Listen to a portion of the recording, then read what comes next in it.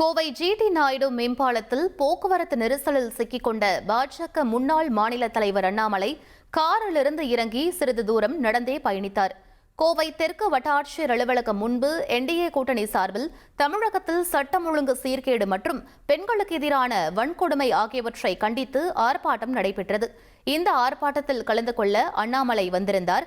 ஆர்ப்பாட்டத்திற்கு ஏராளமான வாகனங்கள் வந்திருந்த நிலையில் மேம்பாலத்தில் போக்குவரத்து நெரிசல் ஏற்பட்டது.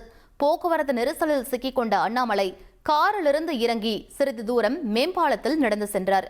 அப்பொழுது அந்த வழியாக வந்த இருசக்கர வாகனம் ஒன்றில் ஏறிக்கொண்ட அண்ணாமலை ஆர்ப்பாட்டம் நடக்கும் இடத்திற்கு சென்றார். அதற்குள் போக்குவரத்து நெரிசல் சரி செய்யப்படவே மீண்டும் தனது வாகனத்தில் ஏறி ஆர்ப்பாட்டம் நடக்கும் இடத்திற்கு சென்றார். இந்த காட்சிகள் சமூக வலைதளங்களில் வைரலாகி வருகிறது. உங்கள் தந்தி1 தொலைக்காட்சியில் காதலும் கலகலப்பும் நிறைந்த ஒரு புத்தம் புதிய ஃபேண்டசி தொடர் ராஜா ராணி தினமும் இரவு 8 மணிக்கு.